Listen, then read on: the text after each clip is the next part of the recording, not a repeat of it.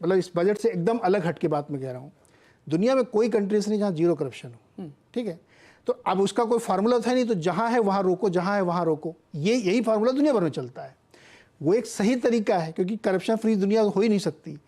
वैसे ही जहाँ पे आपको लगता है कि यहाँ पे एक बबल बन रहा है, तो वहाँ पे आप चेक लगाइए, लेकिन आप उसको ब्लैंकेट कर दीजिए कि चलो अच्छा मैं टैक्सेशन ही इतना ज़्यादा कर दूंगा, ये डिस्करेजिंग होता है। हाई टैक्स में कौन सी कंट्री ग्रो कर सकती है बताइए? नहीं, पर अभी भी आप Neeraj ji 12.5% long term tax equity पे मुझे लगता है दुनिया में सबसे कम लेवल पे है अभी भी। आप यूरोप में जाइए, यूएस में जाइए, यूएस में स्टेट गवर्नमेंट में 46-47% टैक्स अभी है। आप ही कह रहे थे कि ग्रोइंग कंट्री में जीरो टैक्स करो तो हमारी कंपनियां आगे बढ़ेंगी। जो बिजनेसमैन जो रिस्क ले रहे हैं, तो वो उनका धंधा है। अब जो मैं कमा रहा हूँ मेरे धंधे में आप लगा रहे हैं टैक्स। वो किया उन्होंने। अब वही मैं आपको बता रहा था शुरू में जब आवाज नहीं आई कि देखिए पहले क्या था, एक एनॉमली थी।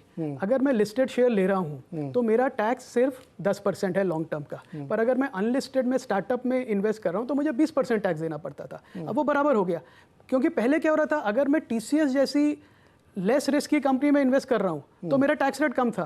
अगर मैं ज़्यादा रिस्क लेके एक स्टार्टअप में इन्वेस्ट कर रहा हूँ तो मेरा टैक्स ज़्यादा था। बहुत बड़ी एनॉमली थी, अब वो निकल गई। अब as an investor in startups मैं रिस्क ले सकता हूँ कि मेरा कैपिटल गेन अब सिर्फ 12.5% हो गया है, जो पहले 20% था। एंजल टैक्स भी चला गया। तो आई थिंक ये काफ़ी, आप जब फाइन प्रिंट में जाएंगे तो आप देखेंगे सरकार का फोकस है कि प्राइवेट सेक्टर को इंसेंटिवाइज करें।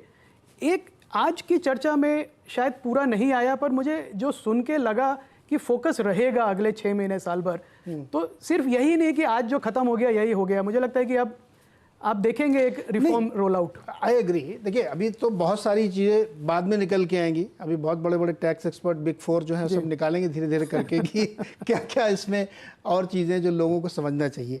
मेरा उद्देश्य सिर्फ ये है कि हमारे जो दर्शक जो देख रहे हैं, मैं मान के चलता हूँ कि आवाज़ के दर्शक वो हैं जो एस्पिरेशनल हैं जी। उनकी थोड़ी ठीक ठाक कमाई है, वो मार्केट में पैसे लगाते हैं, वो नौकरी करते हैं, वो कुछ करते हैं।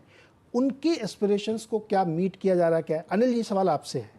मिडिल क्लास लगातार सिर्फ टैक्स पेयर बना हुआ है, और प्रधानमंत्री जी ने स्वयं कहा है कि आपको ये गर्व होना चाहिए कि आपके टैक्स से देश चल रहा है। ये गर्व हम कब तक करते रहेंगे?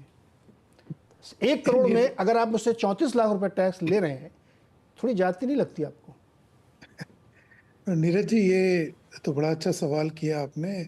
पूरे मिडिल क्लास में एक मतलब एक गुस्सा सा है कि खास करके जब एक तरीके से भ्रष्टाचार दिखता है, दूसरी तरह से टैक्स हम देते हैं और हमें जो सर्विस मिलता है वो बहुत ही अच्छा सर, इसमें एक में अनिल ये एक सप्लीमेंट्री सवाल जो मैं भूल जाऊंगा।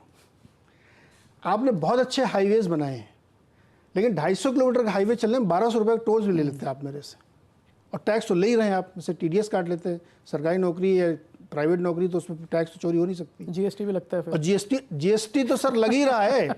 हेल्थ इंश्योरेंस खरीदो उसमें भी जीएसटी 18%, 28 जो भी लग जाता है 18%। सीमेंट में 28% की जीएसटी लगी। हिरनदानी जी भी चले गए, नहीं भी वो बहुत इसमें नाराज होते। तो आप मिडिल क्लास को जो रुपए की वेलोसिटी बना रहा है उसको क्या दे रहे हैं आप? नीरज जी, जो इसका कोई आसान जवाब नहीं है जो आप पूछ रहे हो। तो ये तो ऑब्वियस है कि मिडिल क्लास जो है इस देश का टैक्स बेस है। और बस किसी भी आप इकोनॉमी में देख लीजिए, दुनिया भर में मिडिल क्लास जो है वो डायनामो होता है इकोनॉमी का। अब इस सरकार ने ज़्यादा ध्यान नहीं दिया, वो सही कह रहे हो, पिछले 10 साल। पर ये सरकार नहीं, पिछले अब 20 साल देखिए, किसी सरकार में इतना ध्यान नहीं दिया। बट अभी आप उपलब्धियां देखो, जब एक इकोनॉमी जब गति पकड़ता है, आप देख लीजिए उदाहरण से 15 साल पहले हमारी कुछ 2 ट्रिलियन के आसपास, 1.5 ट्रिलियन, सॉरी 2 ट्रिलियन के आसपास इकोनॉमी था। आज 4 ट्रिलियन, 3.7 ट्रिलियन, 4 ट्रिलियन के दुगना हो गया है। अब दुगने में आप देखिए जमीनी तौर पे फर्क पड़ा है कि नहीं पड़ा है? जरूर पड़ा है।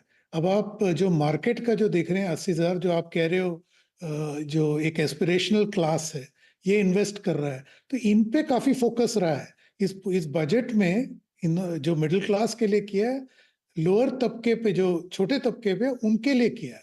तो जो 17,000 जो इनकम है आप दे रहे हो एक्स्ट्रा, वो लोअर सबसे बॉटम ऑफ द पिरामिड में, ये हमारे लिए शायद बड़ा रकम नहीं होगा, लेकिन उस लेवल पे बहुत बड़ा रकम है। तो आप इस तरीके से देखिए कि जो मिडिल क्लास को जो है जैसी इकोनॉमी बढ़ता जाएगा उसी तरह उनको जो मुनाफा बेनिफिट्स मिलते रहेंगे। आप तुरंत आप देखेंगे कि जो आपने सही बोला कि हम टैक्स इतना देते हैं, हमें फायदा क्या है, वो अच्छा सवाल है, वो सवाल बार बार पूछना चाहिए, दोहराना चाहिए। लेकिन आप रिलेटिव लेवल पे देखिए, 10 साल पहले और आज में फर्क पड़ा है नहीं पड़ा? मुझे आप किसी पैनलिस्ट से पूछ लीजिए, मुझे तो लगता है जरूर फर्क पड़ा है मेरे मिडिल क्लास लाइफ में। लेकिन टैक्स मेरे कम हुए नहीं हुए, वो सही कह रहे हो। लेकिन टैक्स के तौर से मत देखिए, सारे एक ओवरऑल सेंस पे देखिए। आप इन्होंने जो गलतियां की हैं उनको करेक्शन भी कर रहे हैं। जैसे टीसीएस जो है, ये बहुत ही गलत एक डिसीजन लिया इन्होंने, पिछले साल 20% कर दिया टीसीएस हर विदेशी ट्रांजैक्शन पे। तो उसको अभी इस बजट में करेक्ट किया कि टीडीएस से आप क्रेडिट सेट ऑफ कर रहे हो। तो मतलब गलतियां कर रहे हैं, करेक्शन हो रहा है, इसको टाइम लगेगा। लेकिन मिडिल क्लास प्राइमरी ग्रुप नहीं है जिसको ये कोई भी सरकार नहीं सर, अनिल सर देखिए, अभी 40-50 करोड़ लोग मिडिल क्लास हैं। ये तो मैं मान ही नहीं सकता कि मिडिल क्लास का बहुत छोटा ग्रुप है। और 17,000 करोड़ सर 1,500 रुपये महीने भी नहीं बनता है, और 15 लाख रुपए उसके लिए आपको कमाने हैं, तब 17,000 बचेंगे आपके। और जो 14-15 करोड़ डीमैट होल्डर हैं, उसमें आप हाईएस्ट ग्रोथ रेट यूपी जैसे स्टेट्स की है। तो ऐसा नहीं कि मार्केट वाले खाली मुंबई और चेन्नई और दिल्ली के लोग हैं। अब छोटे छोटे शहरों में इक्विटी कल्चर बन रहा है, वो उनको एक तरीका है वेल्थ क्रिएट करने का। लेकिन चलो खैर, मार्केट को छोड़ ही देते हैं। तो उनके हाथ में अगर आप पैसा नहीं छोड़ रहे हैं, कुछ बच नहीं रहा है उनको, तो फिर मुश्किल है। फिर मुझे लगता है कि इस पर आराम सरकार सोचना चाहिए। अब ये बहुत बड़ा क्लास है, अब वो 80 करोड़ राशन के साथ बाकी 40 करोड़ और जोड़ लीजिए आप, जो दुखी हैं कि उनको कुछ नहीं मिलता कभी किसी बजट में, और उनकी कोई सोचता भी नहीं है, केवल उनको ये बताया जाता है कि आपके भरोसे देश चल रहा है। वेरी क्विक कमेंट प्रसन्न सर आपके 1 मिनट के अंदर। एक बात आपको हमें सोचना पड़ेगा कि मिडिल क्लास को ये भी सोचना पड़ेगा, जो मैक्रो इकोनॉमिक स्टेबिलिटी इन लोगों ने अचीव किया है उसका बहुत बहुत बहुत बड़ा फायदा मिडिल क्लास को ही होता है। आपके दर्शक जो कह रहे हैं 80,000, ये मैक्रो इकोनॉमिक स्टेबिलिटी नहीं होता तो 80,000 नहीं होता, सेंसेक्स 40 होता। इनकम ही नहीं होता, इनकम नहीं होता तो टैक्स का तो सवाल ही नहीं है। तो टैक्स इसलिए हो रहा है कि इनकम हो रहा है। तो ऐसा नहीं है कि मैं सहमत हूं कि पिछले पैनलिस्ट से, कि ऐसा नहीं है कि कुछ नहीं हुआ है। बट मैं ये आपकी सोच से भी सहमत हूं कि ये हर जगह छोटे छोटे जहां पे भी ऑप्शन है वहां पे टैक्स लगाना सरकार का, इनका स्लोगन क्या था, minimum government and maximum governance. But government as a percentage of GDP has actually gone up, 15-16% है, 14% से 16% हुआ है। तो गवर्नमेंट का रोल, हम लोग we cannot have both, we cannot have high capex, high welfare spending and low taxes, वो कभी नहीं हो सकता।